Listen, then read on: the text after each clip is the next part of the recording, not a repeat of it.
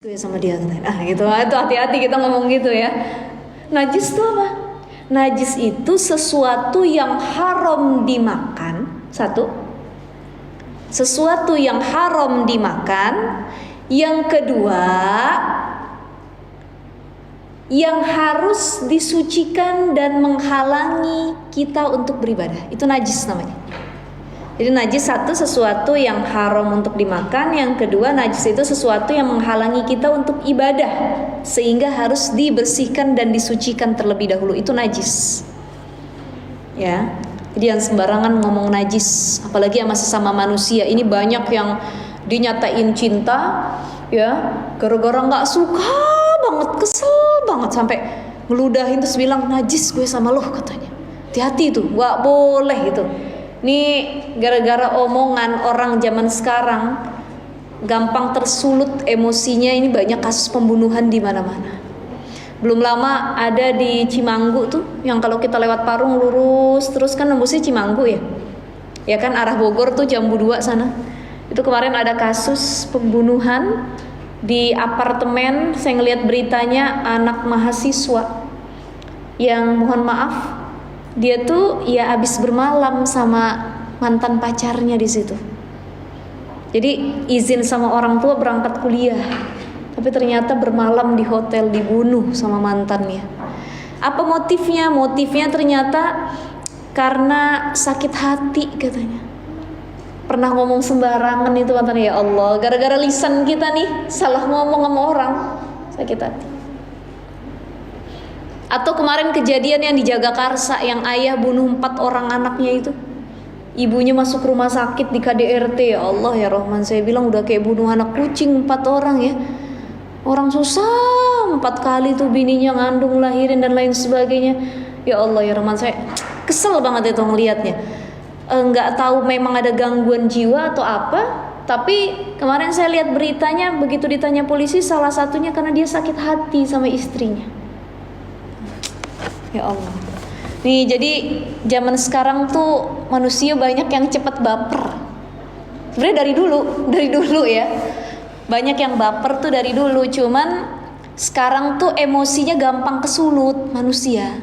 Jadi salah ngomong dikit, sensitif dengar ucapan, udah bunuh orang, ngabisin nyawa orang, di mutilasi lah dan lain sebagainya. Awalnya cuman gara-gara mulut. Yang di Bekasi itu lagi yang waktu itu yang kasus pembunuhan, habis itu dicor di semen rumah itu, di tembok rumah dicor mayat 2 orang perempuan. Awalnya cuma apa? Nagih utang. Ya Allah, nagih utang, kita nggak tahu, mungkin ya sakit hati kalian ditagih, yang ngomong gimana, dicor, dibunuh di tembok. Ya Robbi, itu gara-gara lisan. Makanya harus hati-hati zaman sekarang, termasuk yang gadis-gadis. Kita punya adik, punya saudara, punya anak, ajarin kalau nolak orang yang kita nggak suka, pelan-pelan nolaknya. Jangan sampai najis gue ngeluh katanya, amit-amit dan lain sebagainya, atau apa ya. Ini yang disebut dengan cinta ditolak, dukun bertindak. Akhirnya ada yang disantet, dipelet lah, dikirim apalah. Itu kalau di kampung-kampung masih banyak tuh yang begitu ya. Jadi gara-gara nggak mau, dipelet, disantet dan lain sebagainya. Kalau di ibu kota, di kota-kota, pembunuhan. Gara-gara nggak mau kawin dia sama dia, dia bilang kalau dia nggak mau kawin sama saya, dia nggak boleh kawin sama siapapun, harus dibunuh. Wah, hati-hati juga. Makanya lisan kita jangan sembarangan ngomong najis. Najis itu apa? Najis itu bahasa fikih. Ya, bukan buat ngatain orang. Ih, najis, gue temenan sama dia katanya najis sama. Nah, itu tidak begitu ya. Jadi najis itu sesuatu yang haram dimakan dan menghalangi untuk beribadah, maka harus disucikan dan dibersihkan terlebih dahulu. Bedanya najis sama hadas, sekali lagi, masih ada yang ingat? Najis sama hadas. Kalau najis adalah zatnya, kalau hadas keadaannya. Sekarang saya tanya sama ibu-ibu, haid itu saya ditanya, Ustazah lagi haid ya? Iya lagi haid nih. Itu hadas atau najis? Hadas atau najis? Hadas, karena keadaannya lagi haid. Tapi darah yang keluar itu, darahnya itu haid najis atau hadas? Najis. Nah itu bisa membedakan kita ya. Sekarang, wah saya lagi junub, nggak bisa sholat. Junub itu keadaan atau najis? Berarti dia masuknya hadas. Tapi mazi yang keluar, wadinya, kemudian kecuali mani ya, mani itu nggak najis. Jadi mani anak Adam itu nggak najis, mani manusia. Contoh, mohon maaf, ada suami istri malamnya habis hubungan suami istri, paginya lupa nih suaminya pakai sarung yang semalam dia pakai, kena mani padahal. Nah itu nggak apa-apa sebenarnya, apalagi kalau sudah mengering. Tapi lebih utama ngambil sarung yang baru, yang lebih bersih. Karena Rasul pernah pakai pakaian ketika sholat yang itu terkena mani, itu nggak masalah. Jadi cukup dikerik tanpa dicuci juga nggak masalah. Cuman kalau kita enaknya pakai yang baru lagi, ngambil yang baru lagi. Karena kain atau pakaian, mohon maaf, yang udah terkena mani itu secara aroma juga beda, lebih mengganggu. Begitu ya ibu ya. Jadi ambil yang baru lagi gitu. Ibu lebih ahli lah kalau masalah itu ya. Baik, itu tadi mukhafafah najis anak kecil yang belum makan apapun kecuali air susu ibunya, belum mencapai 2 tahun. Tapi ini khusus as-sobi ya, anak laki-laki, bukan bayi perempuan. Jadi bayi perempuan dia dari sebulan aja, walaupun cuman minumnya ASI, belum makan apapun, dia tetap najis. Loh kenapa Ustazah cuman anak laki-laki, anak perempuan enggak? Karena kata para ulama, kencingnya anak bayi laki-laki itu lebih ringan dibanding anak perempuan. Secara warna, terus baunya gitu. Saya nggak tahu tuh gimana tuh bedainnya ya. Cuman kayaknya rasanya sama aja dua-duanya ya Bu ya. Cuman yang itu yang disyariatkan dalam agama, yang masuk kategori mukhafafah adalah air kencing bayi laki-laki, tidak dengan bayi perempuan. Ya. Kemudian yang ketiga, wal mutawassitatu, najis mutawassitoh. Tadi mughalazoh yang paling berat, mukhafafah yang paling ringan, mutawassitoh dia tengah-tengah, sedang dah najis nih. Berat enggak, ringan enggak, tengah-tengah. Sairun najasati, yang masuk kategori najis mutawassitoh adalah banyaknya najis gitu ya. Huna bimakna, yang dimaksud dengan sair banyaknya najis di sini adalah di sini disebutkan anan najasatal mutawassitah allati hiyal qismu salis min aqsamin najasa baqin najasati ay ma'adal mughallaza wal mukhaffafa, selain najis mughallaza dan mukhaffafa. Contoh kal khamar ya, khamar itu najis mutawassitah, baju kita ketumpahan khamar itu harus disuciin. Kulit kita megang khamar, maka kita harus suciin ya. Kemudian apalagi wadami, darah, baik seger, busuk, udah lama ataupun baru, darah, baik itu darah manusia ataupun darah binatang. Wal qaihi, dan muntah. Jadi sesuatu yang najis itu baik yang keluar dari area bawah maupun dari area atas, baik muntah orang dewasa maupun muntah anak-anak dan bayi. Ada bayi gumuh, ya kan, keluar dia habis nyusu, muntah, itu harus diganti, disucikan. Kenapa? Masuknya najis mutawassithah. Wa maitatil ghairil adami, dan bangke selain bangke manusia. Karena bangke manusia itu bukan najis, tapi bangke hewan-hewan lain itu masuk kategori mutawassithah. Wasamaki, bangkenya ikan.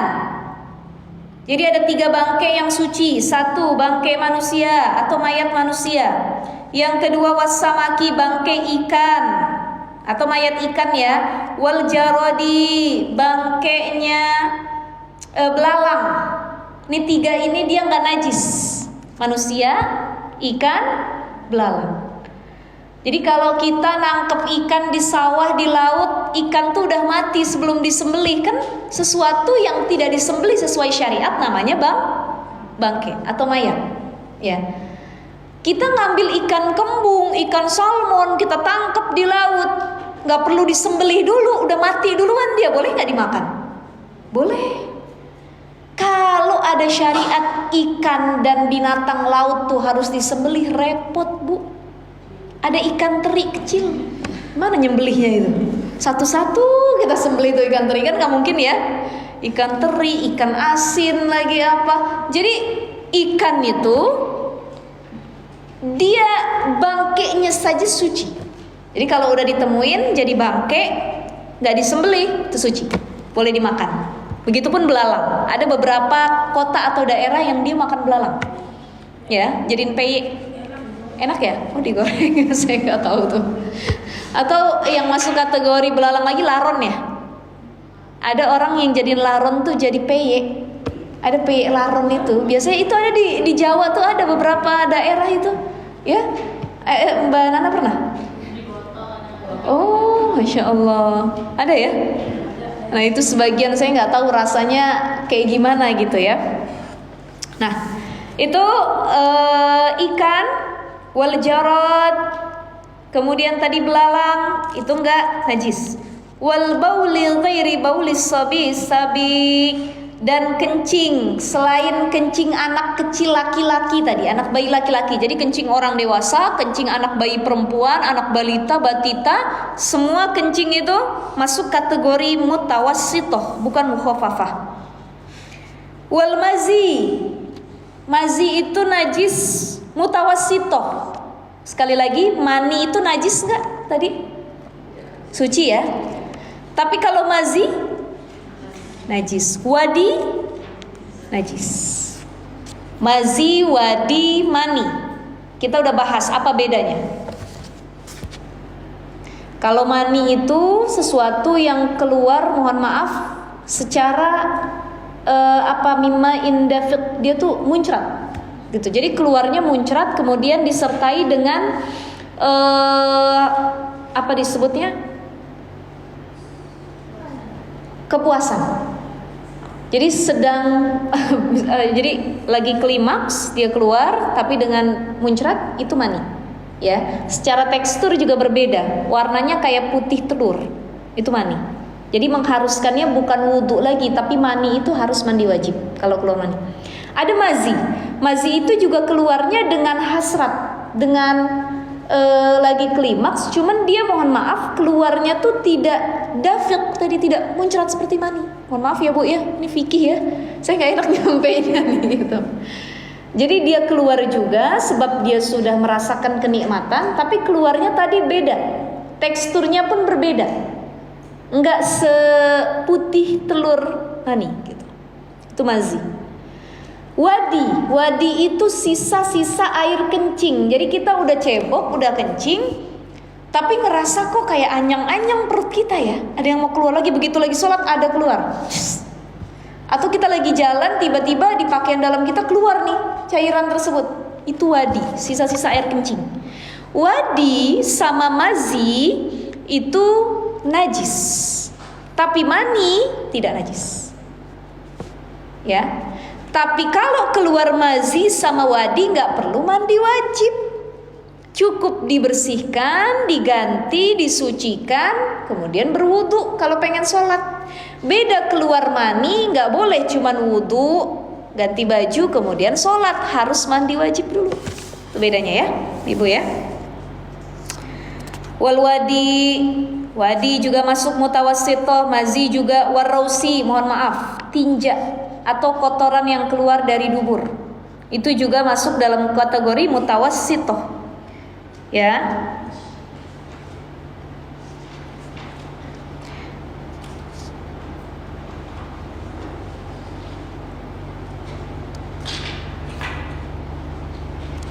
Walaban malayu kalu ghairul adami, dan susu dari hewan yang tidak dimakan oleh manusia.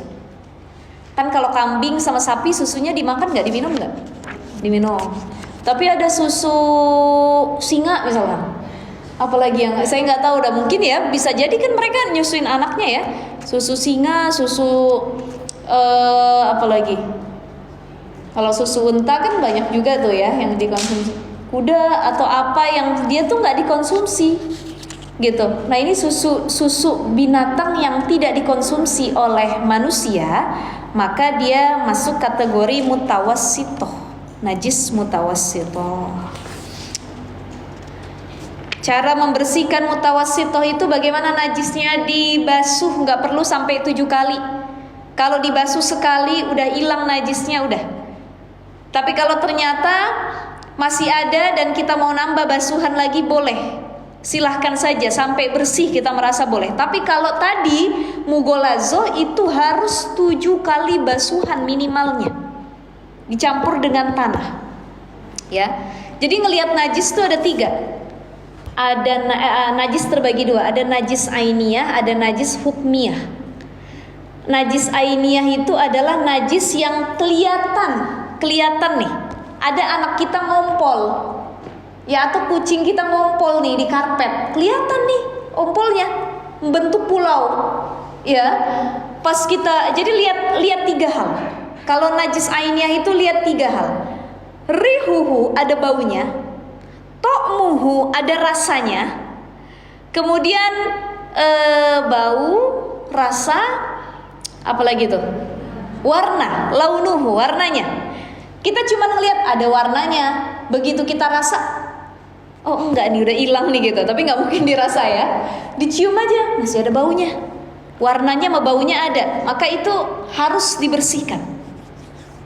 Ya, dicium baunya nggak ada, rasanya nggak ada, tapi bentukannya ada, warnanya, harus dibersihkan.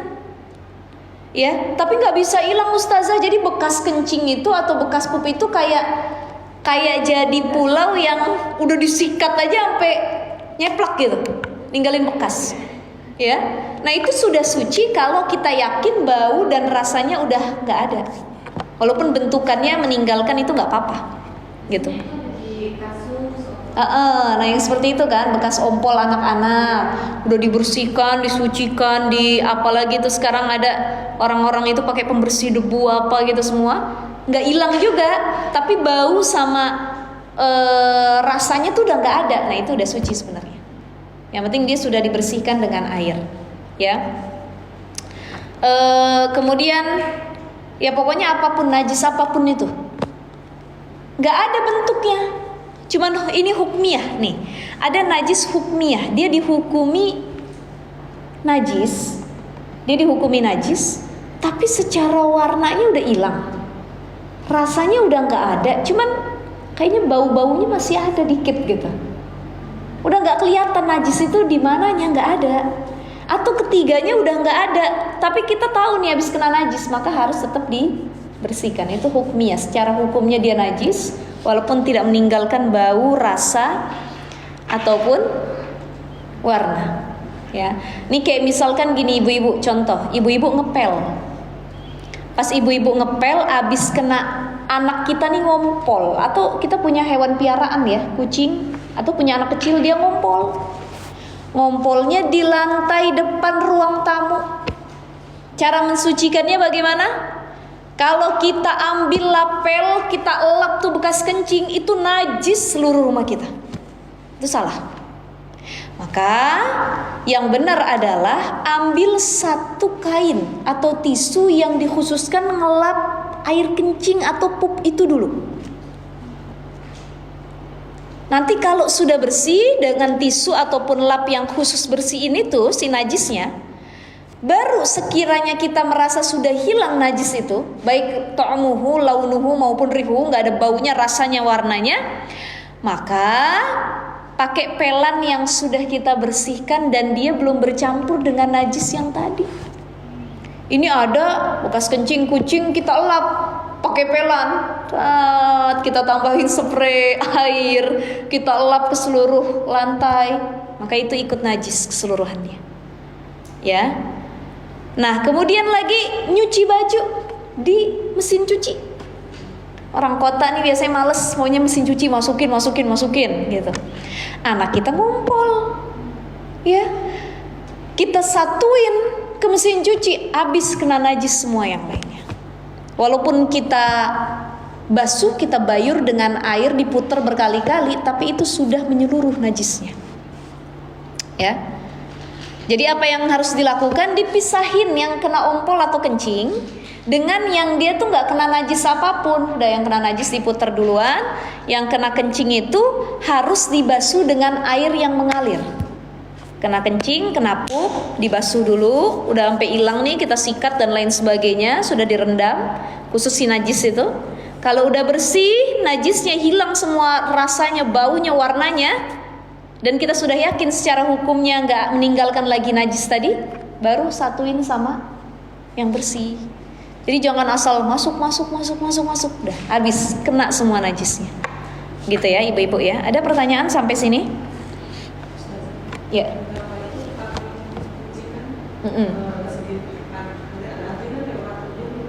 Anjing.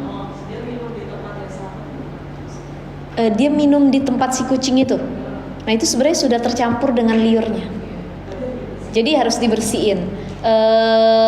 Sebenarnya gini, selama itu cuman buat minum kucing, nggak apa-apa. Tapi kalau wadah itu jadi buat minum kita, harus dibersihkan 7 kali beserta dengan debu.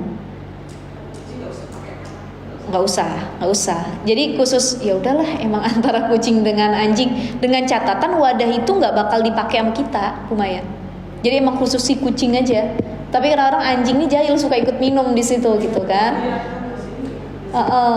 Nah tapi begini, bisa juga itu masuk mugolazo. Artinya memang mugolazo pasti kan, karena sudah kena ludah dia.